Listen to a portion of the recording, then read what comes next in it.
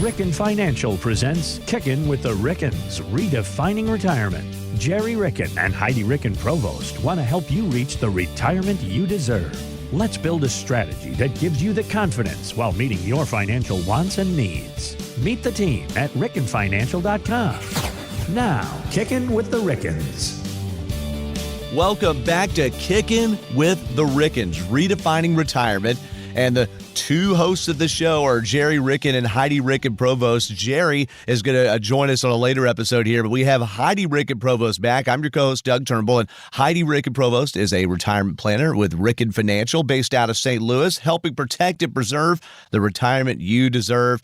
And Heidi, you just, as we were getting ready to press play, you said happy to be back. It's not just happy to be back with our podcast listeners, but happy to be back in the Show Me State. Absolutely. I took my week-long vacation that I get to take every year with my husband. It's one of the only ways I get him to take his vacation time instead of letting it accrue and then never using it. So I'm sure you can tell right now because I am so tan. But this is me tan, by the way. Yeah, I was about to say I had to change my contrast there. This is me tan. It's not tan. Spoiler alert. There's a nice flush in there. It's a coloration change.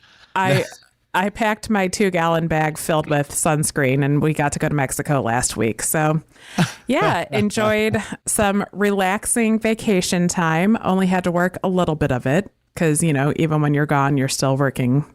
It seems. Yeah. Well, when you have your own business, that's inevitable. Yeah, absolutely. And hey, from my transfer to the airport on Monday, I was trying to tech support you and Dad. So, you know, you guys just couldn't function without me. So I had to come back at some point in time to help out.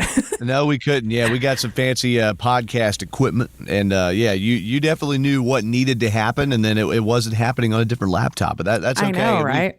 We appreciate you doing that. Well, now there's a Mexico trip. Where did you go in Mexico?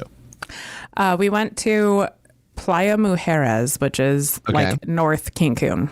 Okay, gotcha. I've been to Cancun before with my wife. It is gorgeous down there, and it's nice to be just plopped somewhere and not working and getting the all-you-can-everything the whole time.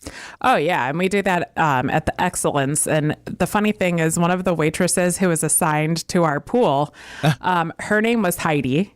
Okay. But it was spelled the Hispanic way, I guess. Is it H-E-Y-D-E? Is that right? Or Haiti? And then Brazil. Hers was Haydi. Oh. I know. It was a new one. So I have a new sister in Mexico. Her name's Heidi. We had a lot of fun together. She made sure, you know, she could muddle some delicious fruit for a drink for me. What was your drink of choice down there? I know we talked about Oktoberfest beer on past episodes. So No, my drink of choice when I'm in Mexico is a skinny, spicy margarita. So they muddle whatever fruit I just, you know, is tickling my fancy. Just so happened to be kiwi was my favorite for most of the trip. So muddle a little kiwi with jalapeno and then stick a little Don Julio and sparkling water and lime juice in there, and you got a nice little marg. That sounds fantastic. Most people would not consider that a margarita, but that's what I consider a margarita, I guess. And most people of Mexican descent would not consider what we love as our Tex-Mex food the same way. Right? It's okay. It's our own genre. I miss breakfast taquitos. I would eat those every day. Dude, I'm all over that. I gained 10 pounds when I went to Cancun about a year and a half ago or so. So I know all about that. Hey, but now in past episodes here, Heidi, we've talked about finishing Q4 2024 strong. Oh, yeah. We've talked about planning for long-term care as well, which you had so much good to say. Go back and listen to our past 2 episodes. And would you believe, Heidi, as I'm looking at it, we're on episode 41 of Kicking with the Rickens. We started with Mark Owens, hosted a bunch of these things, and then I got to take over for him a few ago. But we're on episode 41 now, and we want to talk about inefficient dollars. And I know absolutely there's something so practical here. Some of this stuff is real technical, and it's important. Here I'm hearing just practicality. Oh, absolutely. And, you know, this is a topic we've kind of covered before, but not really, because in a previous episode, we talked about really how much you should have in emergency funds and what that should look like for you. But what we didn't cover is how to invest those emergency funds. So you and I were kind of chatting about this before. Yeah. And for whatever reason, a lot of people who have come through the door lately have a wealth of money sitting in what we call inefficient dollars.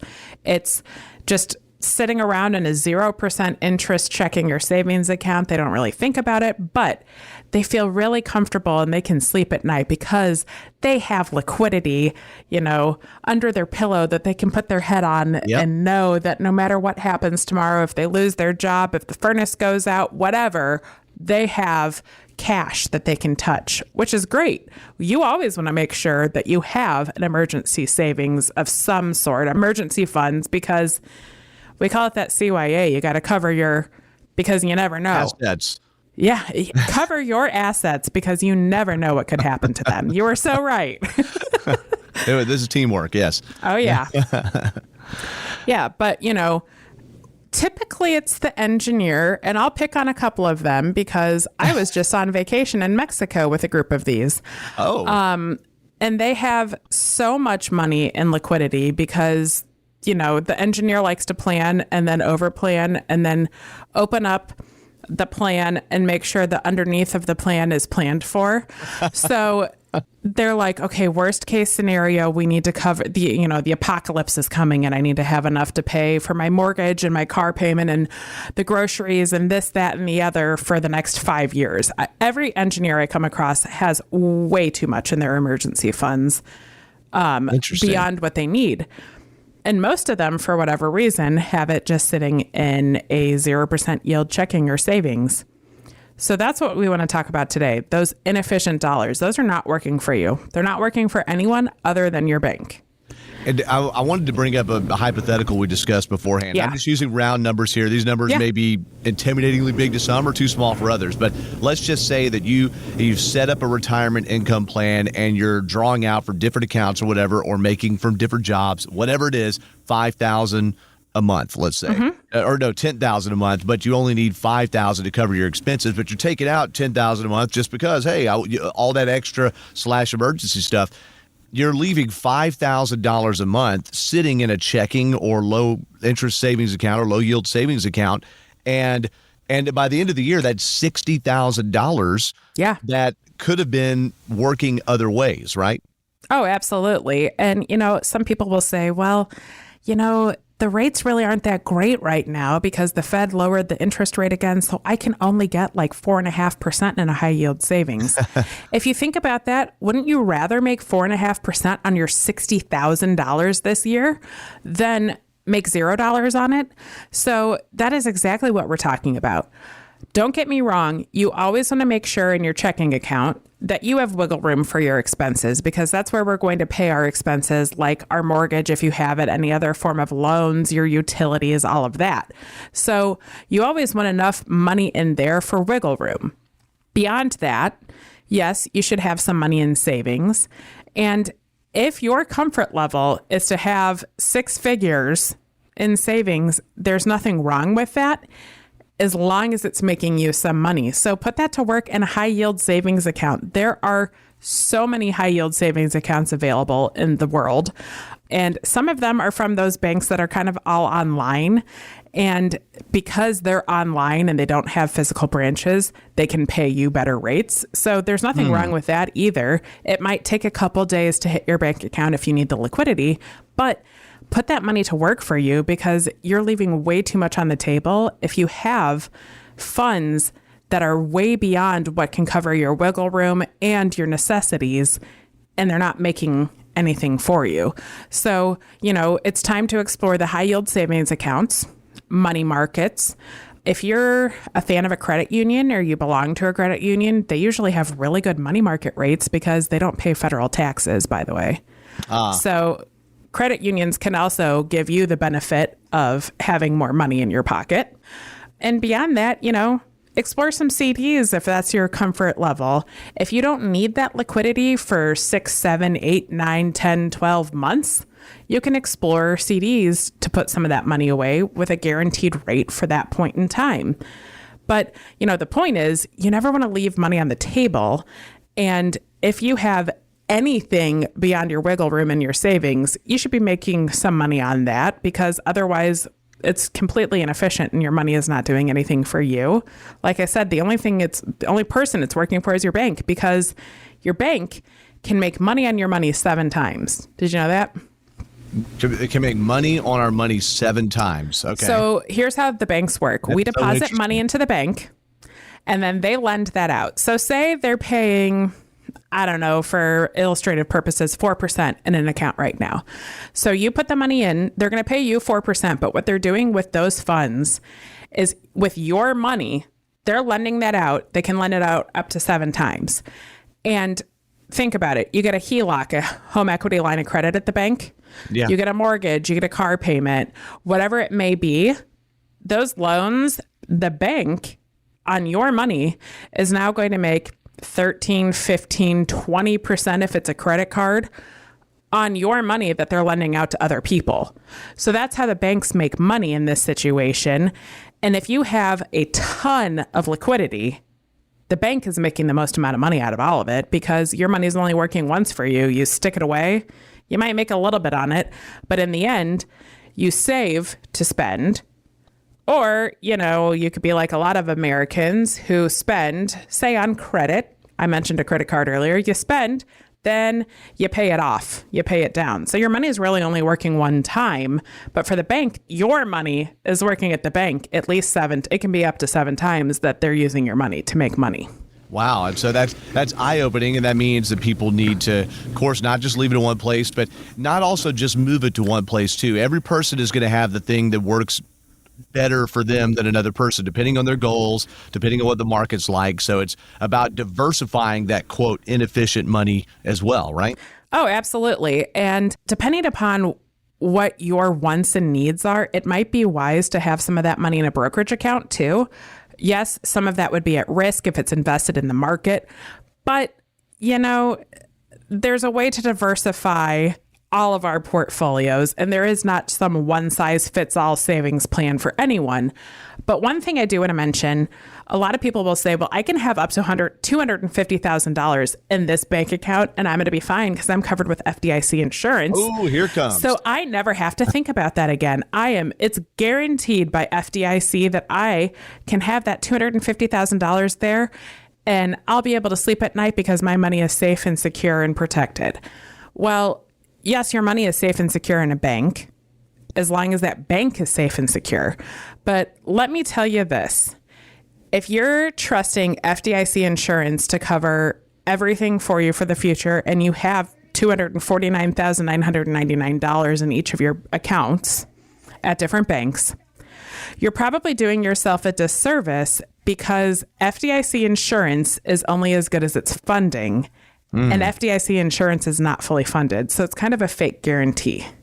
Right. So people need to be extra careful with assuming. Again, really, we've been learning this since we were children. Don't put all your eggs in one basket. Even if absolutely. You don't actually carry around eggs in baskets anymore. That's an agrarian reference, because we're just getting cartons of eggs. You don't want to put everything in one spot, because if it gets railroaded, so to speak, then you really could be without the funds there. Well, Heidi, if somebody comes in, and we're going to start wrapping up here, comes into Ricken Financial, they book the appointment on rickenfinancial.com, and they come to you and they're all excited because they have all this money. I don't want to talk about a specific case, but kind of a broad hypothetical based on multiple examples here. How often do you see somebody come in, hey, I'm a quarter millionaire, let's just say, whatever, something attainable, and then you open up and you go, yeah, but, because it's all just sitting there in a giant monster mega bank, so to speak. Well, it's either sitting in a giant mega bank, or a lot of people have debt of some sort out there and they're saying, oh my God, I'm doing the best thing. I'm paying it off right now. And I have all this money in the bank that's going, towards my debt, and I'm paying $200 a month beyond my debt so I can pay it off faster too. Well, there's an easier way to do that, by the way, becoming your own bank, where that money, we talked about it, the bank makes money on your money 7 times. You can set things up so that you make money on your money more than once, because right now you're either saving to spend or spend to pay it off. Well, you can create your own bank account, per se, bank account, in quotations, by utilizing a program where you can set funds aside for the future and you can make money on other people's money, much like the bank does. So there's a lot of different ways out there. And like I said, there's never going to be a crystal ball. No, not one person is going to have the same savings plan, debt payoff plan, whatever it may be. But if you have inefficient dollars that aren't working for you, that's when we need to have a conversation, because all of your money should be doing something for you. And we mentioned you do need that wiggle room in that checking account. You never want to overdraft it. You want to make sure you have all your bills covered and everything beyond that. But if we're talking about money beyond that, let's talk. Let's get together, because there are so many plans we can implement out there in the world. And no, I am not a banker. I am never going to pretend to be a banker. But we can at least have the conversation about why a high yield savings might benefit you, because you should be making money on your money at the end of the day, instead of making money for the bank, because at the end of the day, you worked way too hard for the IRS, for the banks, for anyone else to be making more money than you. Yeah, well, as I talk to you, Heidi, and also to Jerry Ricken as well, and other financial advisors, I keep thinking about, on a small scale, we do this every month with the subscriptions and the auto drafts that we don't pay attention to and don't know how much we're paying. In this case, we're holding on to stuff and don't realize how much we're not making by holding on to it, or maybe by we're paying in fees and not making on it too. Well, let's put a pin in that, Heidi, there. It's because we need to wrap up this episode. Folks, listen, there's so much more. This is just the beginning of what's in the top of the vault here that both Heidi Ricken Provost and Jerry Ricken can offer you at Ricken Financial. Go to rickenfinancial.com, set up that meeting, that consultation. They're trying to help protect and preserve the retirement you deserve. And since Jerry's not with us here, Heidi, okay, I'm gonna nail the first line, okay? Because he always likes to say every day is a holiday, and you like to say life is short, laugh hard. We love that. So, again, thank you for the info and education. If you want more, everybody, go to rickenfinancial.com. And thank you to listening for Kicking with the Rickens, Redefining Retirement. We'll have another episode coming your way here very, very shortly. Insurance products are offered through the insurance business Ricken Financial LLC. Ricken Financial LLC is also an investment advisory practice that offers products and services through Impact Partnership Wealth LLC, a registered investment advisor. IPW does not offer insurance products. The insurance products offered by Ricken Financial LLC are not subject to investment advisor requirements. Investing involves risk, including the potential loss of principal. Any references to protection, safety, or lifetime income generally refer to fixed insurance products, never securities or investments. Insurance guarantees are backed by the financial strength and claims-paying abilities of the issuing carrier. This podcast is intended for informational purposes only. It is not intended to be used as the sole basis for financial decisions, nor should it be construed as advice designed to meet the particular needs of an individual situation. Ricken Financial LLC is not permitted to offer, and no statement made during the show shall constitute tax or legal advice. Our firm is not affiliated with or endorsed by the U.S. government or any governmental agency. The information and opinions contained herein, provided by third parties, have been obtained from sources believed to be reliable, but accuracy and completeness cannot be guaranteed by Ricken Financial LLC. Please remember that converting an employer plan account to a Roth IRA is a taxable event. Increased taxable income from the Roth IRA conversion may have several consequences. Be sure to consult with a qualified tax advisor before making any decisions regarding your IRA.